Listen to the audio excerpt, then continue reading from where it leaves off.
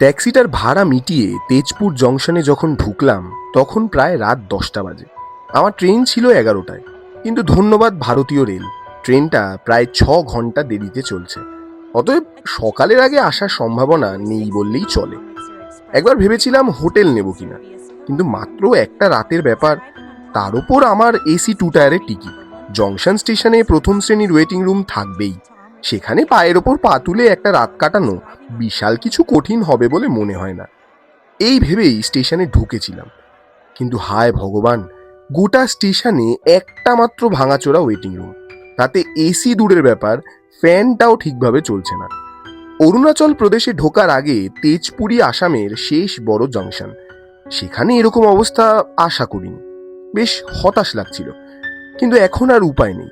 ব্যাগটা রেখে একটা বেঞ্চির ওপরেই গুছিয়ে বসলাম। ঘরে আরো 3-4 জন এদিকে ওদিকে ছড়িয়ে ছিটিয়ে বসেছিলেন, সবারই নজর ফোনের দিকে। স্টেশনে আসার পথে আমিও একটা ওয়েব সিরিজ দেখা শুরু করেছিলাম, ওটাই আবার ধরলাম। এক মনে দেখতে দেখতে কতক্ষণ কেটে গেছে খেয়াল নেই। হুঁশ ফিরল কাঁধে একটা আলতো টোকায়। তাকিয়ে দেখি একজন মাঝবয়সী ভদ্রলোক, গলায় উত্তর পূর্ব রেলওয়ের আইডি কার্ড ঝুলছে। ভদ্রলোক বললেন, নমস্কার, আমি এখানকার স্টেশন মাস্টার। আপনার ট্রেন কখন? আমিও প্রতি নমস্কার করে সমস্ত ঘটনা খুলে বললাম। ভদ্রলোক খানিকটা চিন্তিত হয়ে বললেন, আপনি কি রাতটা এখানেই কাটাবেন ঠিক করেছেন? হ্যাঁ, কিন্তু তাতে কি কোনো অসুবিধা আছে? না, মানে অসুবিধা ঠিক না। আসলে রাতে মাঝে মাঝেই এই লাইনে কোনো ট্রেন চলে না, তখন গোটা স্টেশনটাই সম্পূর্ণ ফাঁকা থাকে। লাইটগুলো বেশিরভাগই তাই বলছিলাম, যদি চোর ডাকাত, যদিও আমি কোনোদিন চোর ডাকাত নিয়ে তেমন কিছু শুনিনি, তবে সেটা ছাড়াও আমি জিজ্ঞেস করতে যাচ্ছিলাম সেটা ছাড়াও আর কি হতে পারে, ভদ্রলোক আমায় কিছু বলতে না দিয়ে নিজেই বলে উঠলেন, তবে হ্যাঁ, মনে হয় না চিন্তার কোনো কারণ আছে। শুধু রাতে এই ঘরের দরজাটা বন্ধই রাখবেন, মানে ভেতর থেকে খেল দিয়ে। চোর ডাকাতের জন্য না, শেয়াল কুকুরের জন্য। চারপাশে জঙ্গলে পরিবেশে সেসবের অভাব নেই। আমি কি বলবো কিছু বুঝে না পেয়ে হতভম্বের মতো ঘাড় নাড়লাম।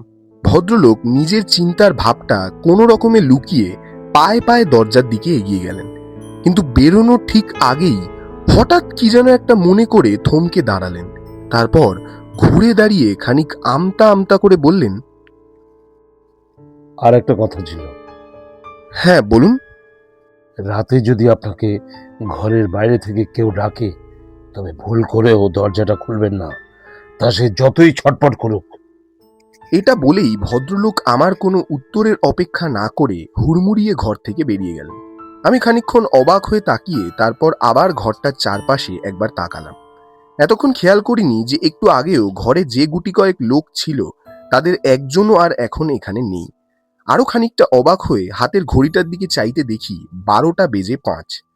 সিরিজটা দেখতে দেখতে যে প্রায় ঘন্টাখানেক কেটে গেছে সেটা বুঝতেই পারিনি। অতঃপর করার মতো কিছু নেই দেখে আবারও অর্ধসমাপ্ত এপিসোডেই ফিরে গেলাম। কিন্তু ছেদ পড়ল ঠিক মিনিট 5 বাদেই।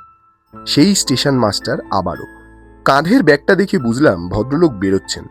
প্রায় কাকুতির স্বরেই আমায় দরজাটা বন্ধ করতে বললেন। ভদ্রলোককে দেখে বেশ বুঝতে পারছিলাম যে উনি আমার থেকে কিছু একটা লুকোচ্ছেন, কিন্তু আর কিছু বললাম না। উঠে দরজাটা বন্ধ করে আবারও সিরিজে মন দিলাম।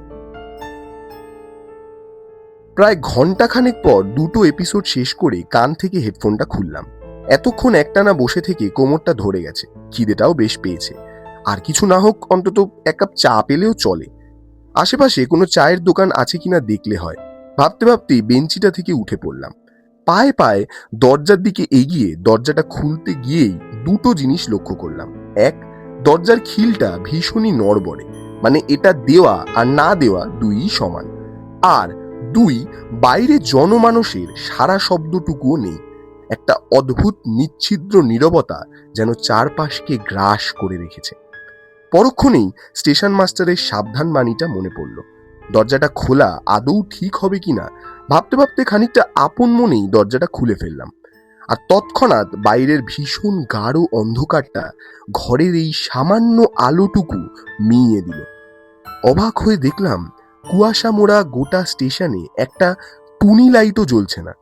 7-5 ভাবতে ভাবতেই প্ল্যাটফর্মের ধারটা এসে দাঁড়ালাম। দুদিকেই অনেকটা দূরে সিগন্যালের লাল আলোর হালকা ছটা চোখে পড়ল। যাক, একটু আলোর স্পর্শটুকু তো মিলল। এমনিতে সময়টা ডিসেম্বরের শুরু, পাহাড়ি জায়গা হলেও ঠান্ডাটা এখনো বিশাল কিছু জাঁকিয়ে পড়েনি, তাই আপাতত শার্টের ওপর একটা পাতলা হুডিতেই বেশ চলে যাচ্ছে। স্টেশনের ওপর হাতে গোনা কয়েকটা দোকান, আর এত রাতে খুব স্বাভাবিকভাবে সবগুলোই বন্ধ। আরও অদ্ভুত ব্যাপার, গোটা স্টেশনে একটা নেড়ি কুকুরও চোখে পড়ছে না। এরম জনমানব শূন্য স্টেশন আমি এ জীবনে তো দেখিনি, এমনকি কোনোদিন শুনেছি বলেও মনে পড়ে না। আরও মিনিট খানেক প্ল্যাটফর্মে দাঁড়িয়ে আবার সেই ওয়েটিং রুমেই ফিরে গেলাম। ভেতরে ঢুকে দরজাটা বন্ধ করতেই একটা অদ্ভুত ব্যাপারে খানিকটা থতমত খেয়ে গেলাম। পরিষ্কার মনে আছে যে ব্যাগগুলো আমি বেঞ্চের ওপরে তুলে শুইয়ে রেখেছিলাম, এখন সেগুলো মাটিতে এক রাশ পুরু ধুলোর মধ্যে গড়াগড়ি খাচ্ছে। পড়ে যাওয়ার কোনো সম্ভাবনাও নেই, কারণ এরম নিচ্ছিদ্র নীরবতায় এরকম ভারী ব্যাগ নিচে পড়লে তার শব্দ আমি ঠিকই পেতাম। তবে কি আমি আদৌ তুলে রাখিনি? খানিকটা ভ্যাবাচাকা খেয়েই পায়ে পায়ে ব্যাগগুলোর দিকে এগিয়ে গিয়ে ধুলো ঝেড়ে আবার তুলে রাখলাম। হয়তো মনের ভুল, এই ভেবেই মনকে প্রবোধ দিলাম, করার তো কিছুই নেই। অগত্যা আবারও হেডফোনটা লাগিয়ে সিরিজের পরের এপিসোডটা চালিয়ে নিলাম। কতক্ষণ দেখেছি জানি না, বোধহয় মিনিট 5 হবে। দরজায় ঠক ঠক শব্দে চমকে উঠে কান থেকে হেডফোনটা খুলে ফেললাম। কোথাও কিচ্ছু নেই, চারদিকে একই রকম শুনশান নিস্তব্ধতা। বিষয়টা এতটাই অদ্ভুত যে রীতিমতো নিজেরই নিজের ওপর সন্দেহ হলো যে আদৌ ঠিক শুনেছি কিনা। একবার মনে হচ্ছে যে না, ঠিক শুনেছি, দুবার ঠক ঠক। আবার পরক্ষণেই লাগছে যে না, ব্যাপারটা প্রবলই মনের ভুল, হয়তো একটু আগের ব্যাগের বিষয়টা থেকেই এসব মাথায় আসছে। না, তেমন কিছু নয়। এই ভেবে বিষয়টা মন থেকে সম্পূর্ণ ঝেড়ে ফেলে দিয়ে আবারও হেডফোনটা হাতে নিলাম। আর ঠিক তখনই, না, এবার আর মনের ভুল নয়, রীতিমতো দিনের আলোর মতো স্পষ্ট। মনে হলো যেন শিরদাঁড়া বেয়ে একটা বরফ ঠান্ডা স্রোত নিচে নেমে গেল। কি করব কিছু বুঝতে না পেরে খানিকক্ষণ রোবটের মতো বসে রইলাম। আর ঠিক তারপরই আবারও, এবার রীতিমতো জোরে কাঁপা কাঁপা পায়ে কোনো রকমে উঠে দাঁড়ালাম। বেঞ্চি থেকে দরজা অবধি দূরত্বটা যেন মাইল খানেক ঠেকছে। এক পা করে যতক্ষণে দরজা অবধি পৌঁছলাম, ততক্ষণে কপালে বিন্দু বিন্দু ঘাম জমেছে। মনের ভেতর যতটা সম্ভব জোর এনে এক ঝটকায় দরজাটা হাট করে খুলে ফেললাম। আর দেখলাম, না, কেউ নেই। সেই একই রকম অন্ধকার, সেই একই রকম নিশ্চুপ, নিস্তব্ধ। আপনারা শুনছেন স্টোরির তৃতীয় নিবেদন। আজকের গল্পের নাম ওয়েটিং রুম। গল্পটা আমরা নিয়েছি ফেসবুক পেজ ক্যালকাটা অ্যাপেলগ থেকে। গল্পটা লিখেছেন সাগ্নিক গাঙ্গুলি। বেশি কথা না বলে বাকি গল্পটা শুনে নেওয়া যাক। ঘর থেকে বেরিয়ে প্ল্যাটফর্মের সামনে এসে দাঁড়ালাম। দূরের লাল আলোটা এখন আরো আবছা লাগছে। মনে হলো এই ভীষণ অন্ধকার যেন আমায় ব্যঙ্গ করছে। কি ভীষণই না ভীতু আমি, সত্যি। 7-5 ভাবতে ভাবতে কতক্ষণ কেটে গেছে খেয়াল নেই। হঠাৎই কি একটা যেন একটা পেছন থেকে দ্রুত গতিতে সরে গেল। চমকে পেছন ঘুরে দেখলাম, না, কিছু নেই। আমার কি তবে সত্যি হ্যালুসিনেশন হচ্ছে? নিজের এই অবস্থা ঠিক বিশ্বাস করতে পারছিলাম না। বাকি রাতটা ঘরের ভিতরে ঢুকেই কাটিয়ে দেব স্থির করলাম। সেই মতো ঘরের দিকে পা বাড়াতেই থমকে গেলাম। খোলা দরজার ভিতরে আমার এতক্ষণের বাসস্থান, কাঠের ভাঙাচোরা বেঞ্চিটা চোখে পড়ছে। আর তার ঠিক সামনেই মেঝের ওপর একটু আগেই সযত্নে তুলে রাখা আমার লাগেজ দুটো লুটিয়ে পড়ে আছে। একটু আগের সাহসটা হঠাৎই যেন কর্পূরের মতো উবে গেল। মনে হলো ঘরটার দিকে আর এক পাও এগোনোর মতো সাহস আমার নেই।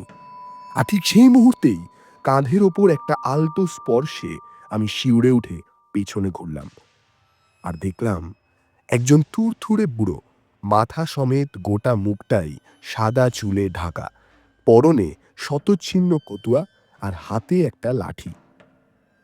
দেখে মনে হচ্ছে বয়সের কোঠা বহু যুগ আগেই ৮-এর দশক পেরিয়েছে।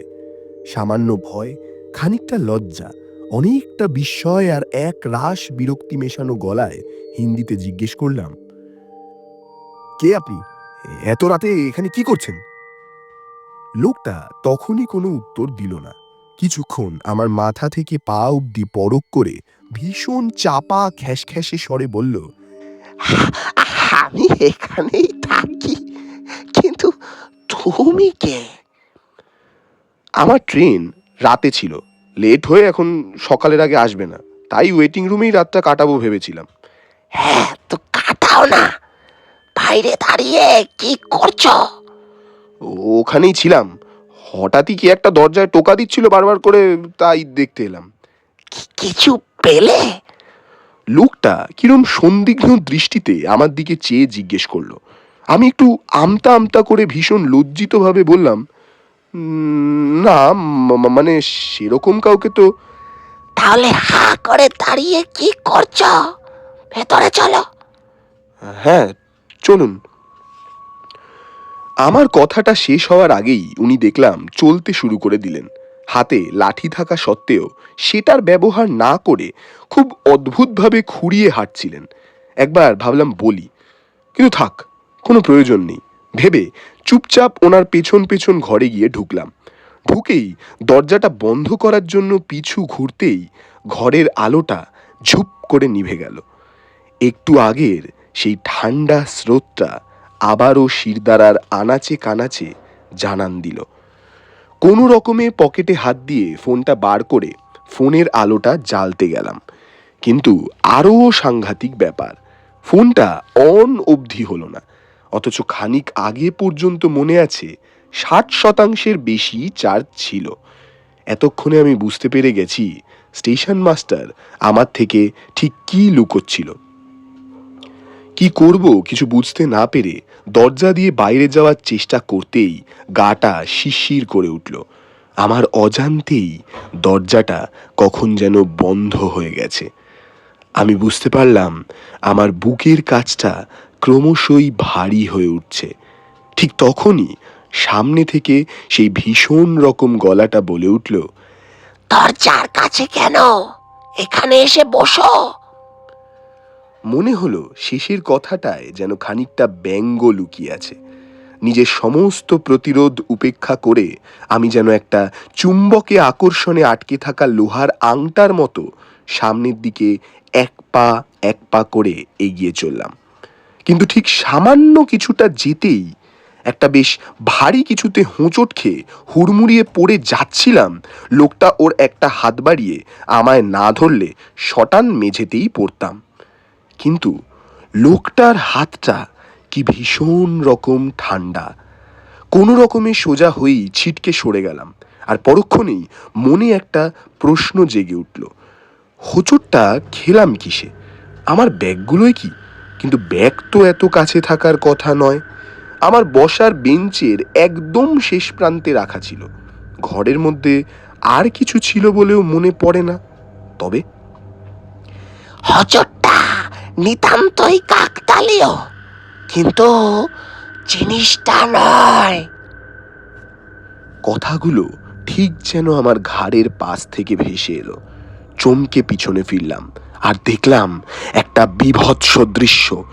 যে জিনিসটায় আমি হোঁচট খেলাম সেটা একটা বেশ বড় রকমের বস্তা, আর সেই বস্তার খোলা মুখ থেকে বেরিয়ে রয়েছে একটা রক্তাক্ত কাটা মুন্ডু, যার চোখ দুটো ঠিক ভাটার মতো জ্বলছে। এই মুখটা আমার ভীষণই চেনা। আরও বিশেষভাবে বললে বিগত 10 মিনিট ধরে এই মুখটাই আমি দেখে আসছি।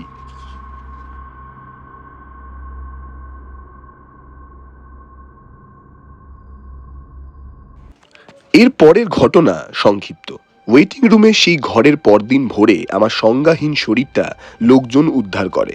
সেখান থেকেই সরাসরি হসপিটাল, এবং তারপর 4 দিন সেখানেই।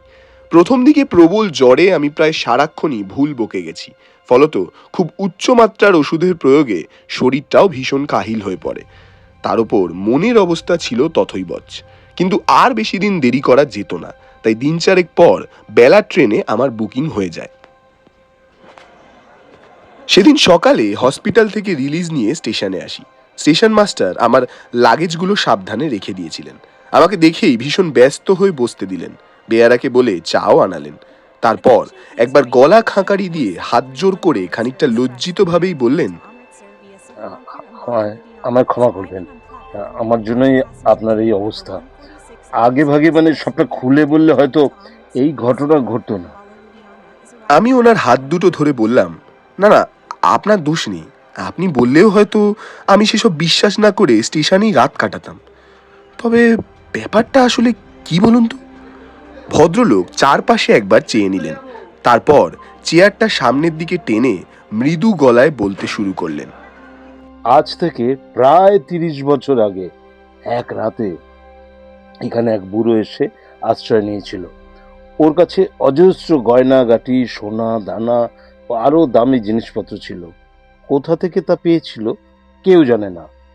সেও রাতটা স্টেশনের ওয়েটিং রুমেই কাটাবে স্থির করেছিল, কিন্তু পরদিন সকালে তার বস্তাবন্দি লাশ ওই ওয়েটিং রুমে পাওয়া যায়, আর সঙ্গের ব্যাগ সব উধাও। পুলিশ বছরখানেক চেষ্টা করেছিল খোঁজার, কিন্তু কাউকে ধরতে না পেরে শেষমেশ কেস ক্লোজ করে দেয়। তারপর থেকেই ভদ্রলোকের কথা শেষ হতেই মাইকে আমার ট্রেনের আগমনের অ্যানাউন্সমেন্টটা শুনতে পেলাম। আমি আর কিছু না বলে উঠে দাঁড়ালাম।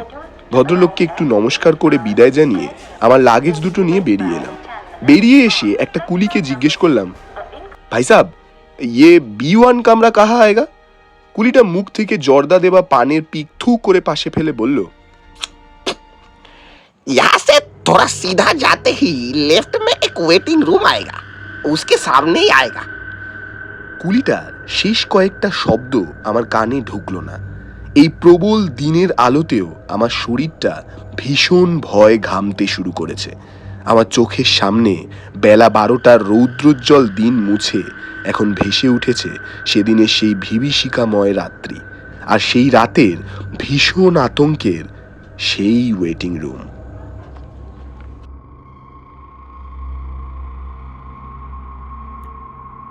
আজকে আপনারা শুনছিলেন স্টোরি টোরি তৃতীয় নিবেদন, ওয়েটিং রুম। আজকের গল্পটা লিখেছেন সাগ্নিক গাঙ্গুলি। গল্পটা আমরা নিয়েছি ফেসবুক পেজ ক্যালকাটা অ্যাপলগ থেকে। আজকের গল্প পাঠে আমি সোহম এবং সুশান্ত দত্ত। গল্পের পোস্টার ডিজাইনে আমি সোহম। গল্পটা কেমন লাগলো জানাও আমাদের কমেন্ট করে। যদি ভালো লেগে থাকে তাহলে অবশ্যই লাইক করো, আর খুব ভালো লেগে থাকলে শেয়ার করো নিজের বন্ধু বান্ধব এবং আত্মীয় স্বজনদের সাথে। আর যদি তোমরা কেউ নতুন হও আমাদের চ্যানেল স্টোরি টোরিতে, তাহলে অতি অবশ্যই সাবস্ক্রাইব করো আমাদের চ্যানেলকে। আমি ডেসক্রিপশনে আমাদের চ্যানেলের পেজ অর্থাৎ ইনস্টাগ্রাম পেজের লিঙ্ক দিয়ে দিলাম, সেটাও ফলো করতে ভুলো না, কারণ নতুন নতুন গল্পের আপডেট সবার আগে ওখানেই আসে। আজকের মতন এটুকুই। পাশে থাকো আমাদের। খুব তাড়াতাড়ি আরও একটা দারুণ গল্প নিয়ে হাজির হবে স্টোরি টোরি, শুধুমাত্র তোমাদের জন্য।